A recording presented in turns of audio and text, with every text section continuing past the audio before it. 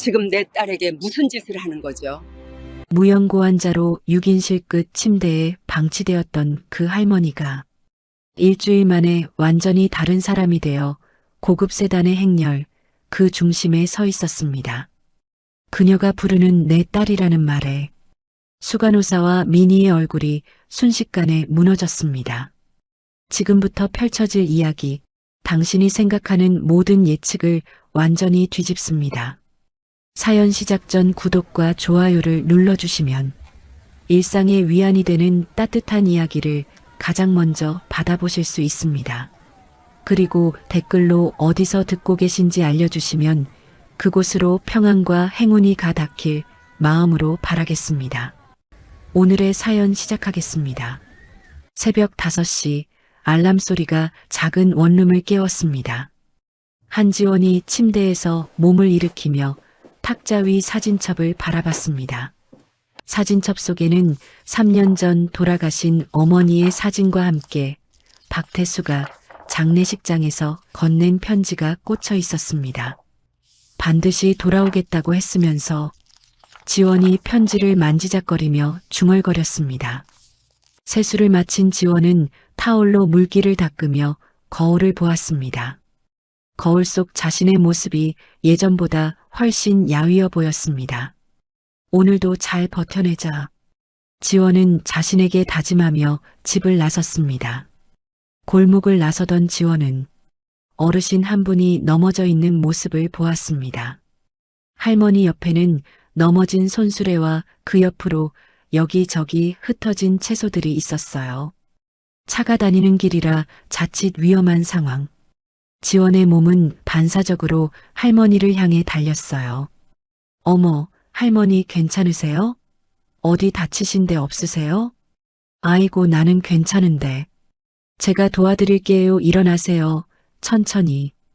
지원은 양손으로 어르신을 부축해 일으키고 흩어진 채소들을 다시 담아 수레를 바르게 세웠습니다. 어이구, 고마워. 아가씨 출근해야 하는 거 아냐? 조금 늦어도 괜찮아요. 지원은 다시 물었습니다. 할머니, 정말 괜찮으신 거죠? 네, 괜찮아요. 오늘 팔아야 하는 채소가 중하지. 내가 중한가? 아가씨 덕분에 내 소중한 채소를 지켰지 뭐야. 웃으시며 지원의 팔을 꼭 잡아주셨어요. 지원은 버스 정류장을 향해 뛰었습니다. 손목 시계를 보니 이미 예정된 시간보다 5분이 지나 있었죠. 종합병원 VIP 병동에 도착하니 수간호사가 매서운 눈빛으로 쳐다봤습니다. 한지원, 또 지각이야? 수간호사가 팔짱을 끼며 소리쳤습니다. 정말 죄송합니다. 5분 늦었습니다. 지원이 고개를 숙이며 대답했습니다. 5분이면 적어? 환자들 목숨이 달린 병원에서 5분이 장난이야? 수간호사의 목소리가 병동 전체에 울려 퍼졌습니다. 다른 간호사들이 지원을 동정하는 눈빛으로 바라봤지만 아무도 나서지 않았습니다. 오늘 6인실 환자들 전부 네가 맡아. 알아들어? 수간호사가 차트를 지원의 가슴팍에 거칠게 밀어붙였습니다. 네, 알겠습니다. 지원이 차트를 받아들며 깊게 숨을 들이마셨습니다. 점심시간도 없이 환자들을 돌보던 지원의 발걸음이 무거워졌습니다. 오후 3시 병원 응급실에 구급차가 들어왔습니다. 들것에 실려온 김화영이 의식을 잃은 채 응급실로 옮겨졌습니다. 신분증이나 연락처가 없네요. 응급실 의사가 인상을 찌푸리며 말했습니다. 무연고자로 분류하고 6인실로 보내세요. 응급실 간호사가 차트에 기록하며 대답했습니다. 화영이 6인실 구석 침대로 옮겨졌습니다. 의식을 되찾은 화영이 눈을 뜨며 주위를 둘러봤습니다. 여기가 어디야? 왜 여기 있어? 화영이 혼란스러운 표정으로 중얼거렸습니다. 담당 간호사가 화영에게 다가갔습니다. 환자분, 병원이에요. 괜찮으세요? 간호사가 친절하게 물어봤습니다. 병원? 싫어. 저리 가. 건드리지 마. 화영이 간호사의 손을 거칠게 뿌리쳤습니다. 간호사가 당황하며 뒤로 물러섰습니다. 아이고야, 성격 참 까칠하시네. 간호사가 작게 중얼거리며 병실을 나갔습니다. 다른 간호사들도 화영의 까칠한 태도에 하나둘씩 담당을 피하기 시작했습니다. 한지원, 네가 저 환자 담당해. 수간호사가 기다렸다는 듯이 지원에게 명령했습니다. 네, 알겠습니다. 지원이 고개를 끄덕이며 짧게 대답했습니다. 저녁 시간, 지원이 화영의 저녁 식사를 챙기기 위해 병실로 들어갔습니다. 김화영님, 저녁 드실 시간이에요. 따끈하게 데워왔어요. 지원이 부드럽게 말하며 식판을 화영 앞에 놓았습니다. 저리 치워. 누구 보고 이런 걸 먹으래. 냄새도 싫어. 화영이 소리치며 식판을 바닥에 세게 내동댕쳤습니다. 밥과 반찬이 병실 바닥에 흩어졌습니다. 지원이 놀랐지만 아무 말 없이 바닥에 떨어진 음식을 치우려고 무릎을 꿇었어요. 그 순간 지원의 눈이 화영의 손목에 멈췄습니다. 화영의 손목에 초승달 모양의 흉터가 선명하게 드러났습니다. 지원의 손이 떨렸습니다. 3년 전 시장에서 자신을 감싸 안고 넘어졌던 어머니의 손목에 남았던 흉터와 똑같았습니다. 지원이 물컵을 떨리는 손으로 화영에게 건넸습니다. 물이에요. 물이라도 조금만 드셔보세요. 화영이 물을 한 모금 마시더니 인상을 찌푸렸습니다. 물이 왜 이렇게 써? 화영이 나직하게 중얼거렸습니다. 순간 지원의 눈가가 금세 붉어졌어요. 어머니가 병상에서 물을 드실 때마다 하시던 말과 똑같았기 때문이죠.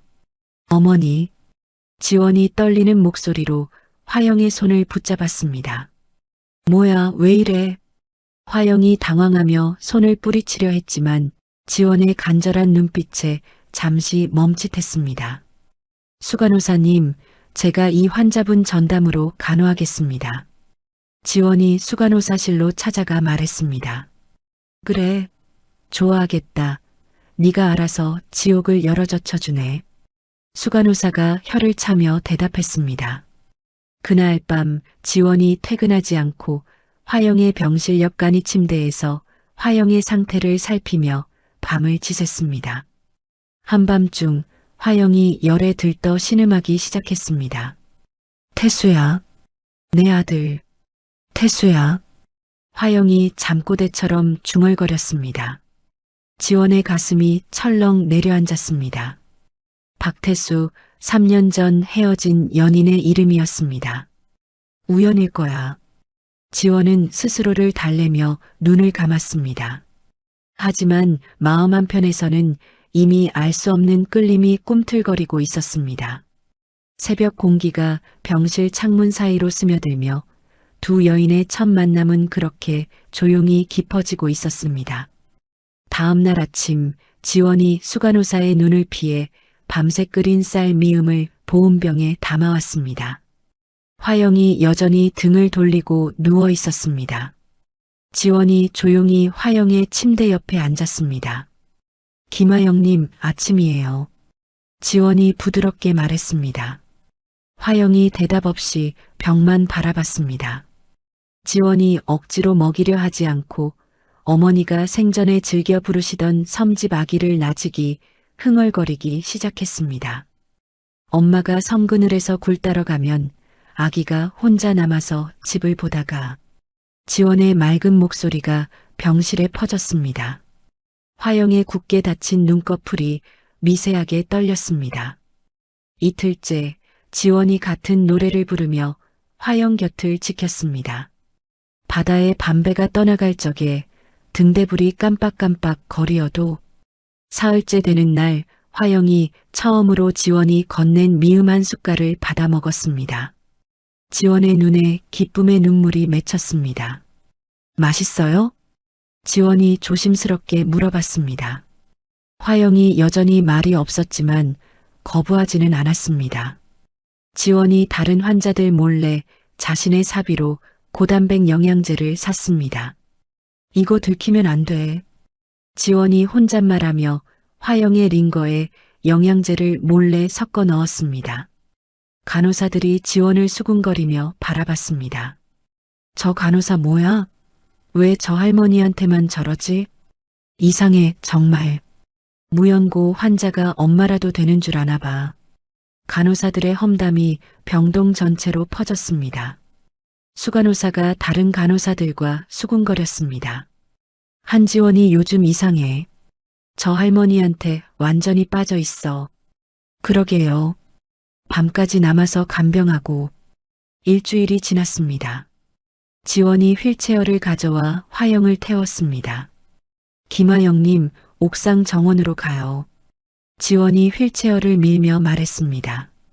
화영이 거부하지 않고 지원의 손길을 받아들였습니다.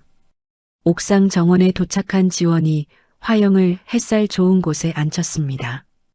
햇살이 따뜻하구나. 화영이 처음으로 입을 열었습니다. 지원이 깜짝 놀라며 화영을 바라봤습니다. 네, 정말 따뜻해요. 지원이 환하게 웃으며 대답했습니다. 화영이 지원의 얼굴을 천천히 바라봤습니다. 너, 왜 나한테 이렇게 잘해주는 거야? 화영이 떨리는 목소리로 물어봤습니다. 그냥 환자분이 제 엄마 같아서요. 지원이 솔직하게 대답했습니다. 내 엄마, 네, 3년 전에 돌아가셨어요. 환자분 손목 흉터랑 똑같은 흉터가 있으셨거든요. 지원이 화영의 손목을 가리키며 말했습니다. 화영이 자신의 손목을 내려다봤습니다. 이 흉터, 어릴 때 다쳐서 생긴 건데. 화영이 중얼거렸습니다. 엄마도 그런 말씀하셨어요. 그리고 물이 쓰다고 하시던 것도 똑같아요. 지원의 목소리가 점점 작아졌습니다. 화영의 눈에 눈물이 맺히기 시작했습니다. 내가 정말 내 엄마 같아? 네, 처음 본 순간부터 그런 느낌이었어요. 지원이 화영의 손을 살며시 잡았습니다. 이번에는 화영이 손을 뿌리치지 않았습니다. 한편 그 시각 병원 이사장실에서는 최민희가 아버지와 대화를 나누고 있었습니다. 아빠, 한상그룹의 김화영 회장이 실종됐다는 소문 들었어? 민희가 아버지에게 물어봤습니다. 그래, 벌써 일주일째야. 재계가 발칵 뒤집혔지. 이사장이 심각한 표정으로 대답했습니다. 박태수가 미친 듯이 찾아다니고 있다던데? 민희의 입가에 묘한 미소가 떠올랐습니다. 왜 갑자기 그 얘기를 하니? 그냥 궁금해서. 민희는 이사장실을 나와 무언가를 계획하는 듯한 표정으로 병원 복도를 걷고 있었습니다. 그때 병실 복도를 지나던 수간호사와 마주치게 되었고 한지원 간호사가 지나가는 모습이 보였습니다. 수간호사는 나지막히 말했어요. 민희 씨, 요즘 한지원이 이상해요. 어떻게? 6인실 무연고 환자한테 엄마라고 부르면서 이상한 짓을 해요. 수간호사가 험담을 늘어놓기 시작했습니다. 한지원? 민희가 그 이름에 즉각 반응했습니다. 3년 전 박태수를 자신에게서 빼앗아간 여자의 이름이었습니다. 네, 밤새 간병하고 자기 돈으로 영양제까지 사주고 있어요. 그 무연고 환자는 누군데? 민희가 갑자기 관심을 보이며 물어봤습니다. 60대 정도 되는 할머니인데 기억을 잃었나 봐요. 어찌나 까칠한지 웬만해서는 감당할 수가 없어요. 수간호사의 설명을 들은 민희는 뭔가 미심쩍은 느낌이 들었습니다. 그 병실로 안내해줘. 민희가 수간호사와 함께 6인실로 향했습니다. 병실 문을 조심스럽게 연 민희가 안을 들여다봤습니다. 지원이 화영의 손을 잡고 대화를 나누고 있는 모습이 보였습니다. 민희가 화영의 얼굴을 보는 순간 깜짝 놀랐습니다. 저 사람이 민희가 사진으로만 봤던 실종된 김화영 회장의 얼굴이었습니다. 민희의 머릿속에서 악랄한 계획이 빠르게 짜여졌습니다. 수간호사, 복도로 나와. 민희가 수간호사를 끌고 나왔습니다. 저 할머니가 누군지 알아? 민희가 흥미진진한 표정으로 물어봤습니다. 아니요, 무용고자라고. 한상 그룹 김하영 회장이야. 수간호사가 깜짝 놀라며 입을 벌렸습니다. 정말요? 그런데 기억을 잃었다고? 이거 완전히 기회야. 민희가 교활한 미소를 지었습니다. 무슨 기회요?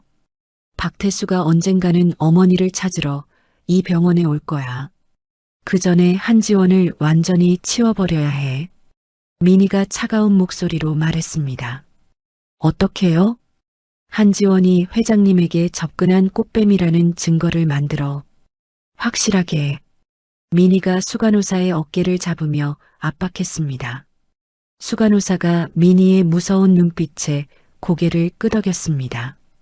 옥상 정원에서는 지원과 화영이 여전히 조용한 시간을 보내고 있었습니다. 화영이 지원의 손을 꽉 잡으며 말했습니다. 고마워. 정말 고마워. 지원이 화영을 바라보며 환하게 웃었습니다. 두 사람 모두 다가올 위험을 전혀 예상하지 못한 채 진짜 모녀 같은 정을 쌓아가고 있었습니다. 다음 날 새벽 수간호사가 지원을 약품실로 불렀습니다. 한지원, 오늘부터 약품실 재고 관리도 네가 맡아. 수간호사가 차트를 지원에게 떠밀며 말했습니다. 네. 그런데 제가 6인실 환자들도 봐야 하는데. 지원이 당황하며 대답했습니다. 뭐, 내 말이 싫어? 수간호사가 목소리를 높였습니다. 아니요, 알겠습니다. 지원이 고개를 숙이며 차트를 받아들었습니다. 수간호사가 지원에게 평소보다 3배나 많은 업무를 떠넘겼습니다. 2층 환자들 회진도 돌고 3층 링거 교체도 해. 그리고 저녁에 약품실 정리까지 끝내. 수간호사가 일방적으로 지시했습니다. 지원이 하루 종일 병원을 뛰어다니며 업무에 쫓겼습니다. 화영을 제대로 돌볼 시간도 없었습니다. 할머니, 죄송해요. 오늘 너무 바빠서. 지원이 잠깐 화영의 병실에 들렀다가 바로 나갔습니다. 화영이 지원의 뒷모습을 아쉬운 눈빛으로 바라봤습니다. 그날 밤 9시 민희가 수간호사와 함께 약품실 뒷문으로 들어갔습니다. 약품실은 CCTV 사각지대였습니다. 이거야 마약성 진통제. 민희가 값비싼 앰플 한 박스를 가리키며 말했습니다. 정말 이래도 되나요? 수간호사가 망설이며 물어봤습니다. 걱정 마. 내가 다 책임질 테니까. 민희가 앰플 박스를 들고 나갔습니다. 수간호사가 전산 시스템에 접속해서 재고 수치를 조작했습니다. 정확히 한 박스가 지원의 담당 시간에 분실된 것처럼 기록을 바꿨습니다. 이제 됐어. 수간호사가 만족스러운 표정을 지었습니다. 민희가 화영이 있는 6인실로 향했습니다. 다른 환자들이 모두 검사를 받으러 간 빈틈이었습니다. 완벽한 타이밍이네. 민희가 앰플 박스를 화영의 침대 및 쓰레기통 깊숙이 숨겼습니다.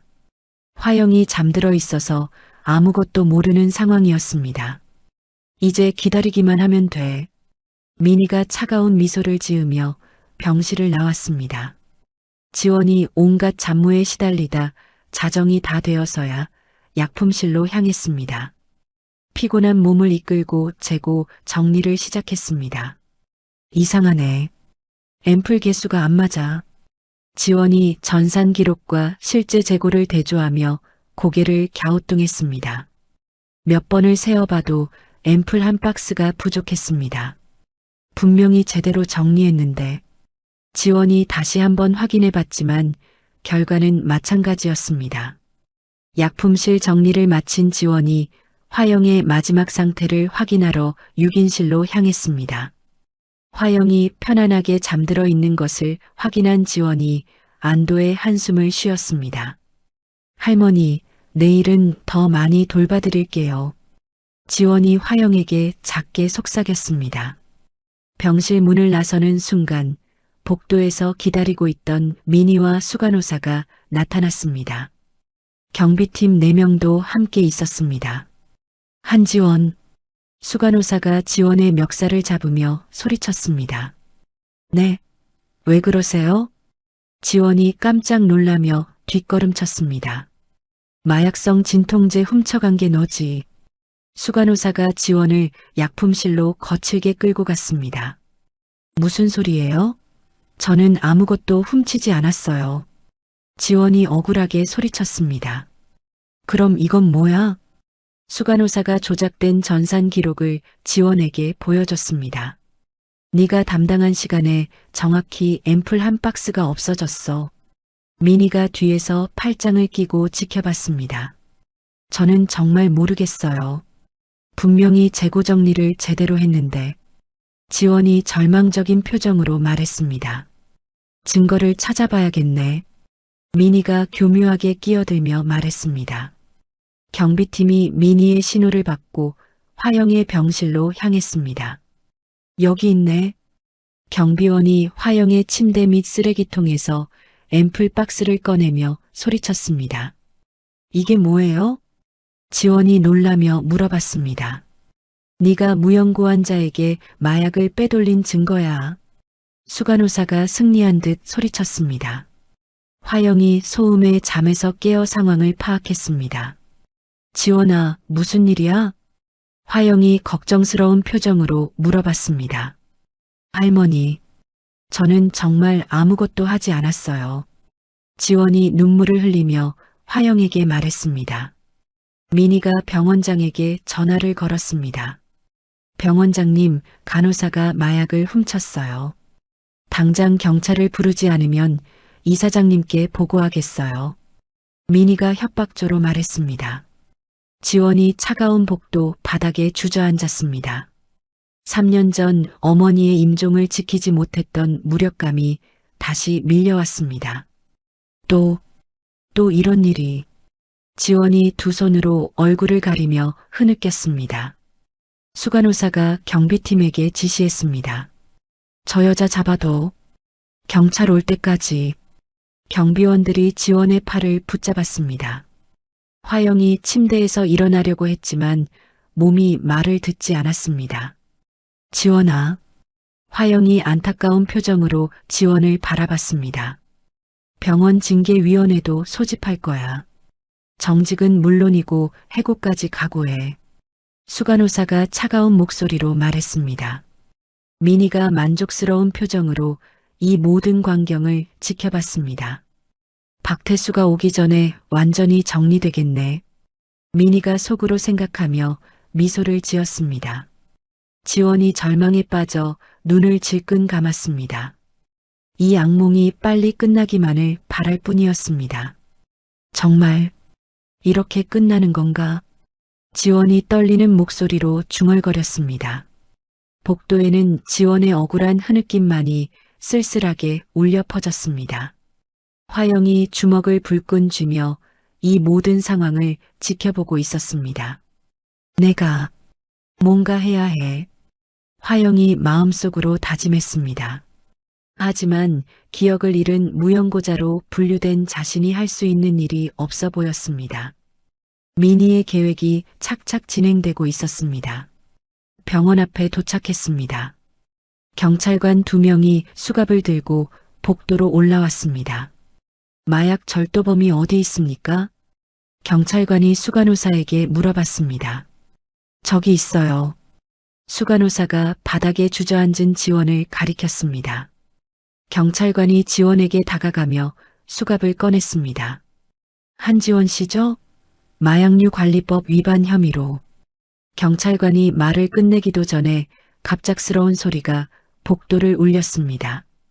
잠깐. 휠체어 바퀴 소리와 함께 화영이 나타났습니다. 화영이 자신의 팔에 꽂힌 링거 바늘을 스스로 뽑아버린 채였습니다. 피가 흘러내리는 손등으로 휠체어를 끌고 와서 지원의 앞을 막아섰습니다. 감히 내 딸 손에 누가 수갑을 채워? 화영이 얼음장 같은 목소리로 경찰관을 노려봤습니다. 평소 치매 증세로 횡설수설하던 모습과는 완전히 달랐습니다. 또렷하고 권위 있는 목소리였습니다. 할머니, 비켜주세요. 수사에 방해하시면. 경찰관이 화영을 달래려 했습니다. 방해? 내가 누군지 아냐? 화영이 경찰관을 매서운 눈빛으로 쳐다봤습니다. 민희가 당황하며 앞으로 나섰습니다. 경찰관님, 저 노망난 할머니 말은 무시하세요. 민희가 화영을 가리키며 말했습니다. 화영이 피가 흐르는 손등으로 민희의 뺨을 세게 후려쳤습니다. 짝! 민희가 뺨을 부여잡고 뒤로 휘청거렸습니다. 노망, 감히 누가 나한테. 화영의 기억이 순간적으로 돌아오기 시작했습니다. 지원의 누명과 민희의 악랄한 행동을 목격한 충격 때문이었습니다. 할머니, 괜찮으세요? 6인실의 다른 환자들이 복도로 나와 걱정스럽게 물어봤습니다. 한 간호사는 그럴 사람 아니에요. 맞아요. 우리가 다 봤어요. 환자들이 지원을 변호하며 소리쳤습니다. 하지만 수간호사와 경비팀이 환자들을 밀어내며 저지했습니다. 환자분들은 병실로 돌아가세요. 수간호사가 소리쳤습니다. 화영의 난동으로 경찰은 일단 상황을 파악하기 위해 수갑 채우는 것을 보류했습니다. 일단 병원 내부 조사를 먼저 받으시고 연락 주세요. 경찰관이 수간호사에게 말하고 철수했습니다. 민희가 아버지에게 전화를 걸었습니다. 아빠, 당장 징계위원회 소집해요. 한지원 정직시키고 해고 처분 내려요. 민희가 다급하게 말했습니다. 알겠다. 바로 처리하마. 이사장이 전화로 대답했습니다. 30분 후 지원의 징계위원회가 긴급 소집됐습니다. 한지원, 정직 및 해고 대기 처분이다. 병원장이 차가운 목소리로 통보했습니다. 저는 정말 억울합니다. 지원이 마지막까지 항변했지만 아무도 들어주지 않았습니다. 지원이 자신의 사물함에서 짐을 싸서 병원을 떠나기 전 화영의 병실을 찾았습니다.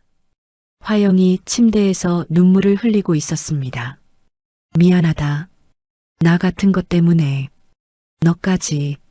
화영이 혼란스러운 기억 속에서 오열했습니다. 괜찮아요, 엄마. 지원이 화영의 손을 잡으며 말했습니다.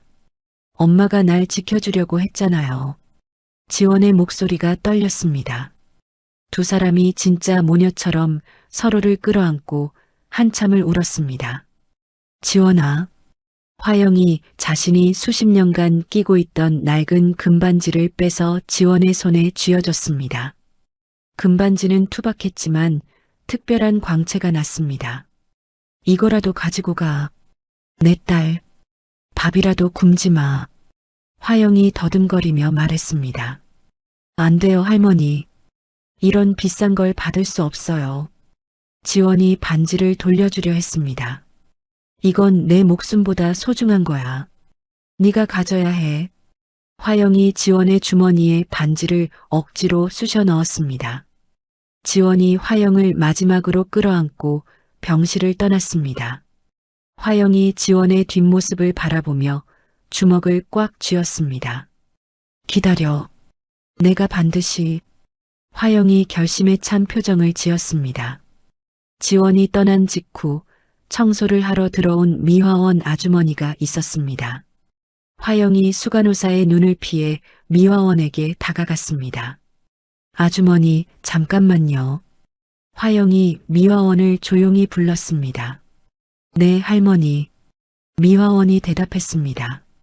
화영이 자신의 다른 손가락에서 금반지 하나를 더 빼서 미화원에게 건넸습니다. 이걸 받고 딱 한 번만. 부탁이 있어요. 화영이 간절한 표정으로 말했습니다. 무슨 부탁인데요? 미화원이 금반지를 받으며 물어봤습니다. 이 번호로 전화를 걸어서 603호라고만 전해주세요. 화영이 종이에 적힌 번호를 미화원에게 건넸습니다. 그것은 한상 그룹 비서실장의 직통 번호였습니다. 603호요? 네, 그것만 전해주시면 돼요. 제발 부탁드려요. 화영이 미화원의 손을 꽉 잡았습니다. 알겠어요, 할머니. 미화원이 고개를 끄덕였습니다. 화영이 안도의 한숨을 쉬며 침대로 돌아갔습니다. 1시간 후 미화원이 공중전화에서 화영이 준 번호로 전화를 걸었습니다.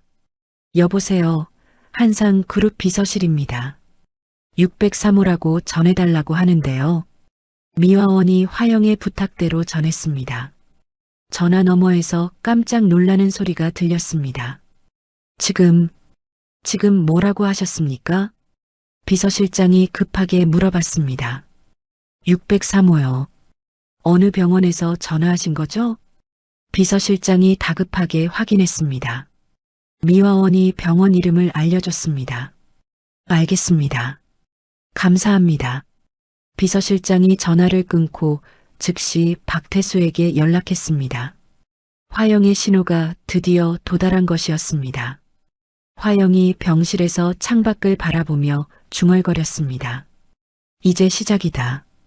기다려라. 화영의 눈빛에 복수의 불꽃이 타오르기 시작했습니다. 일주일간의 치밀한 계획이 이제 곧 시작될 것이었습니다. 그로부터 정확히 일주일 후 민희가 태수에게 어머니를 찾았다고 연락하기로 한 바로 그날이었습니다. 지원이 마지막 정상금을 받기 위해 병원 로비에 들어섰습니다. 주머니 속에서 화영이 준 오래된 금반지를 만지작거리며 지원은 지난 일주일을 떠올렸습니다. 할머니는 무사히 버텼을까? 지원이 마음속으로 걱정하며 병원 안을 둘러봤습니다. 병원 로비는 아침부터 심상치 않은 분위기였습니다. 병원장과 주요 이사진들이 정장을 차려입고 긴장한 모습으로 서 있었습니다. 검은 정장의 사내들이 곳곳에 도열해 있었습니다. 뭔가 큰일이 있나 봐. 지원이 로비 구석으로 몸을 숨기며 상황을 지켜봤습니다. 그 무리 속에서 최민희와 수간호사의 모습도 보였습니다. 민희가 병원장에게 거만하게 지시를 내리고 있었습니다. 아빠, 오늘은 절대 실수하면 안 돼.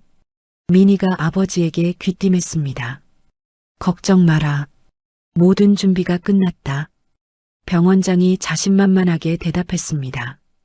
병원장이 로비 구석에 선 지원을 발견했습니다. 저기 징계 해고자가 왜 아직도 돌아다니냐? 병원장이 경비팀을 향해 손짓했습니다. 저 여자 당장 쫓아내. 경비팀이 지원에게 다가가 팔을 붙잡았습니다. 죄송합니다. 정상금만 받고 바로 나가겠습니다.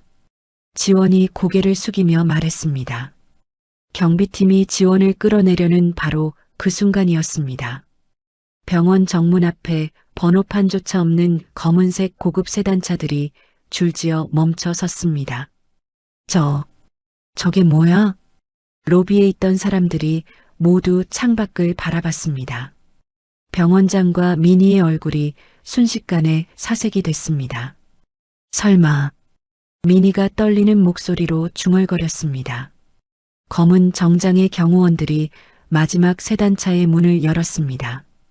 그 안에서 김하영이 완전히 다른 모습으로 내렸습니다. 일주일 전에 초라했던 모습은 온데간데 없었습니다. 고급 한복을 입고 당당한 자세로 걸어오는 화영의 모습에 모든 사람이 압도됐습니다. 김하영 회장님. 병원장이 90도로 허리를 숙이며 소리쳤습니다.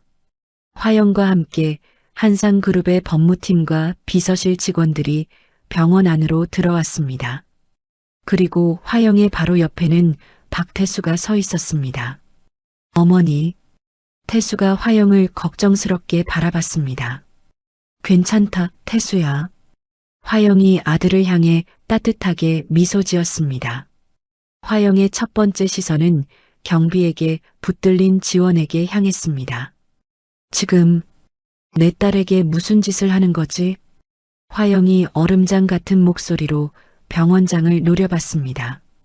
병원장과 민희, 수간호사가 내 딸이라는 말에 경악했습니다. 회장님? 저 간호사가 회장님의 딸이라고요? 병원장이 더듬거리며 물어봤습니다. 당장 손 떼. 화영이 경호원들에게 눈짓했습니다. 경호원들이 지원을 붙잡고 있던 경비팀을 밀어냈습니다. 지원이 자유로워지자 화영을 구하기 위해 돌아온 모습에 충격을 받았습니다.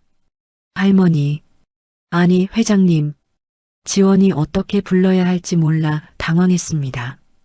그때 지원의 곁에 선 한 남자를 발견했습니다. 3년 전 어쩔 수 없이 헤어져야 했던 박태수였습니다. 지원아.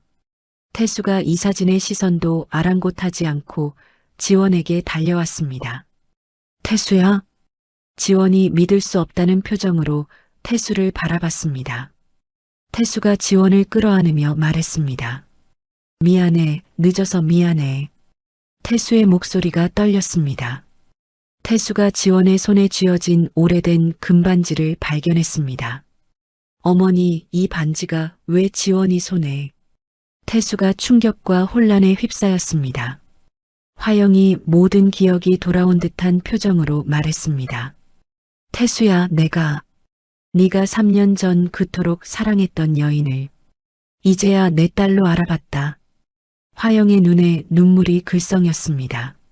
로비에 있던 모든 사람이 이 극적인 상황을 지켜봤습니다. 민희가 믿을 수 없다는 표정으로 이 광경을 바라봤습니다. 이럴 수가 없어. 민희가 속으로 소리쳤습니다. 병원장이 상황을 파악하지 못하고 어쩔 줄 몰라 했습니다. 회장님, 도대체 무슨 일이? 병원장이 조심스럽게 물어봤습니다. 일주일 전 나는 이 병원에 무연고자로 입원했었다. 화영이 당당하게 말했습니다. 그때 나를 진짜 딸처럼 돌봐준 사람이 바로 이 아이다. 화영이 지원을 가리켰습니다. 그런데 누군가 이 아이에게 누명을 씌워 쫓아냈지. 화영의 목소리가 점점 차가워졌습니다. 수간호사가 뒤로 숨으려 했지만 화영의 시선을 피할 수 없었습니다. 일주일간 나는 모든 것을 지켜봤다. 그리고 준비했다. 화영이 비서실장에게 눈짓했습니다. 비서실장이 가방에서 각종 증거 자료를 꺼냈습니다. 이제 진실을 밝힐 시간이다. 화영이 선언했습니다. 태수가 지원의 손을 꽉 잡았습니다. 다신 너를 놓지 않을 거야. 태수가 지원에게 속삭였습니다. 지원이 태수의 품에서 오랫동안 참았던 눈물을 터뜨렸습니다. 정말 꿈 같아. 지원이 흐느끼며 말했습니다. 화영이 지원과 태수를 바라보며 따뜻한 미소를 지었습니다. 하지만 민희와 수간호사를 바라보는 눈빛은 얼음같이 차갑했습니다. 이제 정말 시작이다. 화영이 마음속으로 다짐했습니다. 로비의 긴장감이 절정에 달했습니다. 진실이 밝혀지는 순간이 코앞에 다가왔습니다. 모든 진실이 밝혀지려던 순간 최민희가 갑자기 앞으로 나섰습니다. 잠깐, 이 모든 건 사기극이에요. 민희가 큰 소리로 외쳤습니다. 병원 이사장이 민희의 뒤에서 나타나며 딸을 지지했습니다. 여러분, 진정하시기 바랍니다. 이사장이 위험 있는 목소리로 말했습니다. 김하영 회장님은 사고 후유증으로 심신미약 상태이며 저 간호사가 그 틈을 파고든 것입니다. 민희가 자신만만하게 주장했습니다. 화영이 분노로 몸을 떨었습니다. 무슨 헛소리를. 어머니, 진정하세요. 태수가 화영을 달래려 했습니다. 민희가 가방에서 서류를 꺼내 들었습니다. 여기 정신과 전문의의 소견서가 있습니다. 한지원은 태수 씨를 3년 전부터 계획적으로 유혹한 꽃뱀입니다. 민희가 위조된 서류를 이사진들에게 보여줬습니다. 그리고 회장님에게 의도적으로 접근해서 재산을 노렸다는 증거도 있어요. 지원이 믿을 수 없다는 표정으로 민희를 바라봤습니다. 그런 말도 안 되는. 닥쳐. 민희가 지원을 향해 소리쳤습니다. 이사장이 긴급 이사회 소집을 선언했습니다. 회장님은 현재 정상적인 경영 판단이 불가능합니다. 한정후견인 지정이 필요합니다. 이사장이 의사봉을 두드렸습니다. 저를 김하영 회장의 한정후견인으로 지정해달라는 안건을 상정합니다. 이사장의 말에 이사진들이 술렁거렸습니다. 화영이 이들의 치밀한 계략을 깨닫고 경악했습니다. 이건 경영권 찬탈이야. 화영이 소리쳤습니다. 수간호사가 증인으로 나서서 거짓 증언을 시작했습니다. 한지원이 평소에도 남자 환자들에게 이상하게 접근했어요. 그리고 김하영 환자에게 몰래 약물을 투여하는 것도 목격했습니다. 수간호사가 당당하게 위증했습니다. 태수가 테이블을 3개 내리쳤습니다. 이건 명백한 경영권 찬탈 시도입니다. 어머니는 완벽히 건강하시며 이사장의 주장은 모두 거짓입니다. 태수가 분노로 떨리는 목소리로 소리쳤습니다. 민희가 기다렸다는 듯이 받아쳤습니다. 보십시오. 이사진 여러분. 아드님이라 판단이 흐려지셨습니다. 저렇게 감정적으로 나오시는 게 그 증거 아닙니까? 민희가 이사진들을 향해 말했습니다. 이사장이 태수의 반박을 묵살했습니다. 아드님의 의견은 사적인 감정이 개입되어 공식적으로 받아들일 수 없습니다. 오직 법적 절차만이 회사를 지킬 수 있습니다. 이사장이 단호하게 말했습니다. 민희가 태수에게 최후 통첩을 날렸습니다. 박 본부장님, 지금이라도 저 여자를 버리고 저와 결혼하시면 이사장님께서 한정후견인 지정을 철회하고 병원 경영권을 넘기겠어요. 민희가 교활한 미소를 지으며 말했습니다. 태수가 3년 만에 만난 지원과 자신을 위해 모든 것을 희생한 어머니 사이에서 고뇌했습니다. 어떻게 하지? 태수가 괴로워하며 주먹을 쥐었습니다. 이사장이 화영의 발언을 공식적으로 묵살했습니다. 회장님은 지금 안정이 필요하십니다. 발언을 자제해 주시기 바랍니다. 이사장이 의사봉을 두드리며 말했습니다. 지원이 자신 때문에 태수와 화영이 공경에 처한 것을 보고 마음이 아팠습니다. 제가 다 안고 가겠습니다. 그냥 저를 고소하세요. 지원이 태수의 손을 놓으며 말했습니다. 태수가 지원의 포기 선언에 절망했습니다. 지원아, 안 돼. 태수가 간절하게 말했습니다. 민희가 승리의 미소를 지으며 이사회 의장석에서 당당했습니다. 이제 모든 게 정리되는군요. 민희가 만족스럽게 중얼거렸습니다. 이사장이 표결을 강제로 시작하려 했습니다. 김하영 회장 경영 배제 및 한정후견인 지정 안건의 표결을 시작하겠습니다. 이사장이 의사봉을 들어 올렸습니다. 화영이 모든 상황을 지켜보며 조용히 눈을 감았습니다. 결국 내가 이 아이를 또다시 지키지 못하는구나. 화영이 자책하며 중얼거렸습니다. 지원이 모든 것을 포기한 채 다가오는 경찰관들을 바라봤습니다. 3년 전 어머니의 장례식장에서 느꼈던 무력감이 다시 밀려왔습니다. 또 이런 일이. 지원이 절망에 빠져 눈물을 흘렸습니다. 태수가 지원을 막아서지도 어머니를 변호하지도 못하는 자신의 무력함에 분노했습니다. 하지만 태수가 주먹을 꽉 쥐어뜯는 척하며 비서실장에게 지금이라는 신호의 눈빛을 보냈습니다. 이제 정말 끝장이야. 민희가 속으로 환호하며 생각했습니다. 표결이 시작되기 직전 회의실의 긴장감이 절정에 달했습니다. 하지만 태수와 화영의 눈빛에는 아직 포기하지 않은 의지가 숨어 있었습니다. 잠깐만, 조금만 더. 태수가 마음속으로 간절히 기도했습니다. 드디어 모든 것이 결판날 순간이 다가왔습니다. 회의실 문이 활짝 열렸습니다. 한상그룹의 법무팀과 화영의 비서실장이 각종 증거 자료를 잔뜩 들고 들어왔습니다. 이 사진들이 모두 깜짝 놀라며 뒤를 돌아봤습니다. 무슨 일입니까? 이사장이 당황하며 물어봤습니다. 화영이 감았던 눈을 천천히 뜨고 일어섰습니다. 내가 치매인 척 연기하느라 정말 힘들었다. 화영이 차분한 목소리로 말했습니다. 미니와 수간호사의 얼굴이 순식간에 사색이 됐습니다. 연기요? 미니가 떨리는 목소리로 물어봤습니다. 화영이 주머니에서 초소형 녹음기를 꺼냈습니다. 지원이 떠난 그 일주일간 너희들의 만행을 모두 기록했다. 화영이 녹음기를 테이블 위에 올려놓았습니다. 녹음기에서 미니와 수간호사의 목소리가 선명하게 울려 퍼졌습니다. 한지원에게 마약 절도 누명을 씌워서 쫓아내자. 그래, 완벽한 계획이야. 저 늙은이를 이용해서 태수를 차지하겠어. 녹음기 속 대화가 계속 재생됐습니다. 이 사진들이 경악하며 미니와 수간호사를 바라봤습니다. 이건 조작된 거예요. 미니가 다급하게 변명했습니다.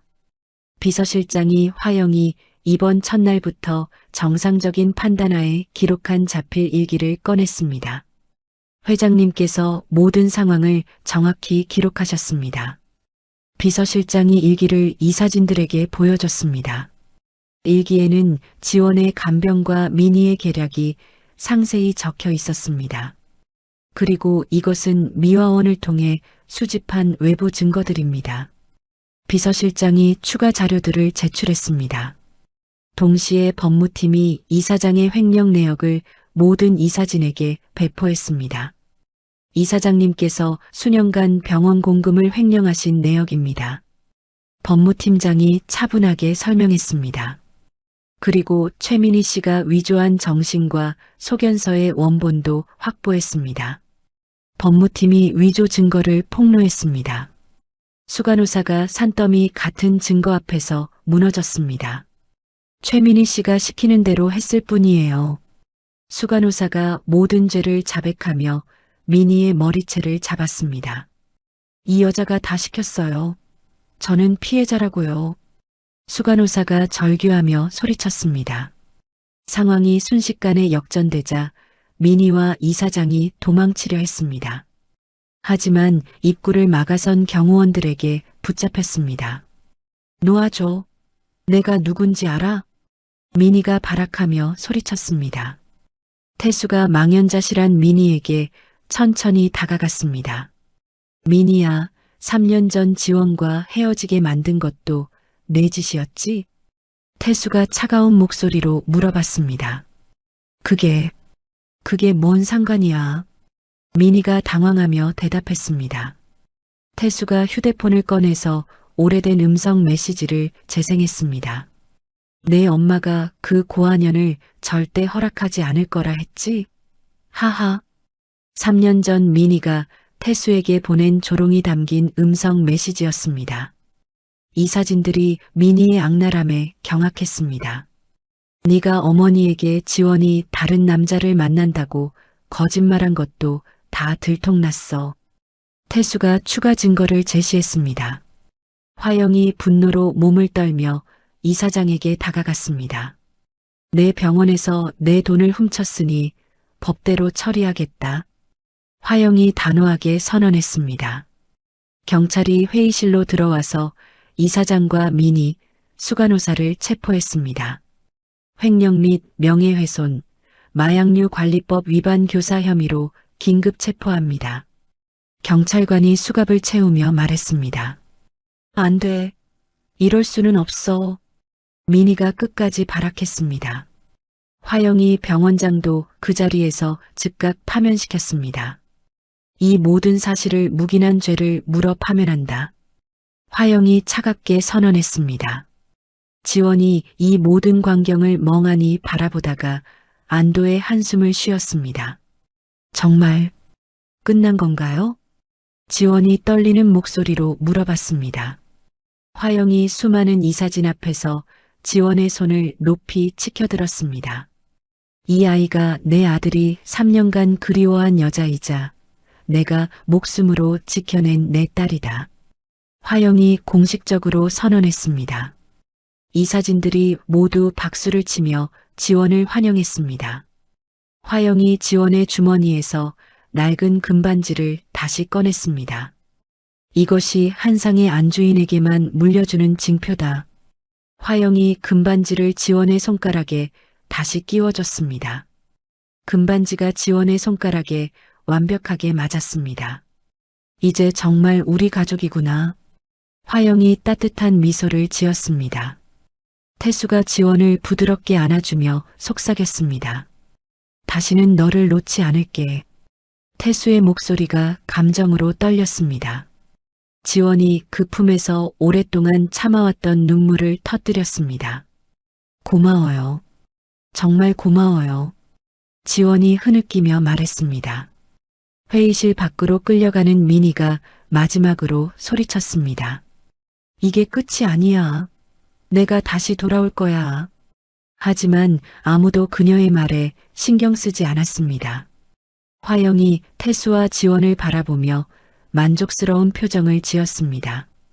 이제 정말 새로운 시작이다. 화영이 두 사람을 따뜻하게 바라보며 중얼거렸습니다. 길고 긴 악몽이 드디어 끝났습니다. 진실이 승리한 순간이었습니다. 그날 저녁 태수의 집이 아닌 화영이 지원을 위해 직접 마련한 아늑한 한옥집에서 세 사람이 모였습니다. 따뜻한 황토방에 소반을 놓고 처음으로 진짜 가족으로서 저녁 식사를 함께 했습니다. 화영이 직접 끓인 된장찌개와 정성스럽게 준비한 반찬들이 소반 위에 가득했습니다. 지원아, 많이 먹어.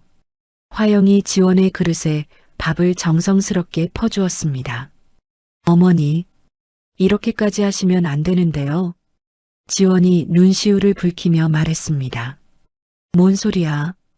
내 딸한테 밥 해주는 게 당연하지. 화영이 따뜻한 미소를 지으며 대답했습니다.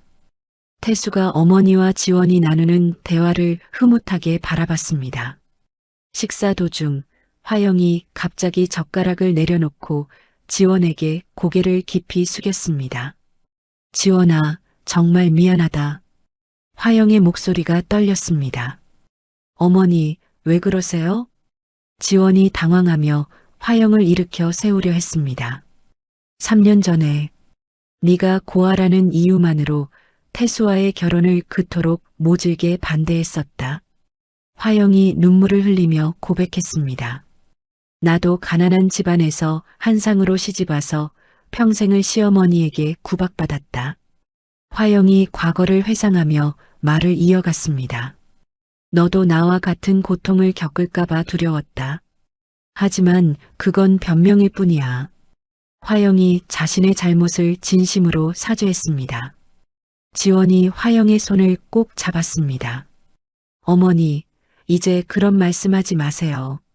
모든 게 과거의 일이에요. 지원이 화영을 위로했습니다.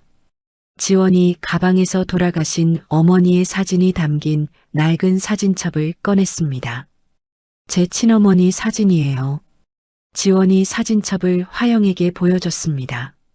화영이 사진 속 지원 어머니의 온화한 미소를 보며 감동했습니다. 정말 자상하게 생기셨구나. 지원이를 이렇게 훌륭하게 키우셨으니. 화영이 사진을 어루만지며 말했습니다. 내가 지원이의 엄마가 되어주겠다. 화영이 조용히 맹세했습니다. 화영이 부엌으로 가서 정성스럽게 밥상을 차려왔습니다. 지원 어머니의 사진 앞에 흰밥과 맑은 물, 정갈한 나물을 올렸습니다. 이제 제가 지원이의 든든한 울타리가 되겠습니다. 화영이 사진을 향해 깊이 고개를 숙여 절했습니다. 지원이를 잘 부탁합니다. 화영이 간절한 마음으로 기도했습니다. 태수가 서로의 상처를 보듬어주는 두 어머니의 모습을 바라보며 감격했습니다. 잃어버렸던 가족의 온기를 되찾은 행복에 조용히 눈시울을 붉혔습니다. 정말 완전한 가족이 됐구나. 태수가 마음속으로 생각했습니다. 지원이 돌아가신 어머니의 빈자리가 아닌 살아있는 새로운 엄마의 따뜻한 품을 느꼈습니다. 3년간 짓누르던 지독한 죄책감이 비로소 사라지는 것을 느꼈습니다. 엄마, 이제 정말 괜찮아요. 지원이 화영을 꼭 끌어안으며 말했습니다. 1년 후 봄이 찾아왔습니다. 화려한 예식장이 아닌 화영의 한옥집 정원에서 지원과 태수의 결혼식이 열렸습니다. 벚꽃이 만개한 정원에는 가족들과 가까운 지인들만 초대됐습니다. 오늘 정말 아름다워. 화영이 하얀 한복을 입은 지원을 바라보며 말했습니다. 어머니 덕분이에요. 지원이 수줍게 미소 지었습니다. 태수가 신랑복을 차려입고 지원 앞에 섰습니다. 지원아, 평생 행복하게 해줄게. 태수가 진심을 담아 말했습니다. 나도 태수 곁에서 평생 함께할게. 지원이 대답했습니다. 화영이 두 사람의 손을 포개주며 축복했습니다. 내 아들아, 내 딸아, 행복해라. 화영의 축복 속에 두 사람이 부부가 됐습니다. 결혼 후 지원이 간호사 일을 그만두고 새로운 일을 시작했습니다. 태수의 전폭적인 지원을 받아 간호사 인권보호 및 심리상담재단을 설립했습니다. 자신처럼 억울하게 고통받는 간호사들을 돕고 싶어요. 지원이 재단 설립 취지를 밝혔습니다. 재단에서는 법률 지원과 심리치료 프로그램을 운영했습니다.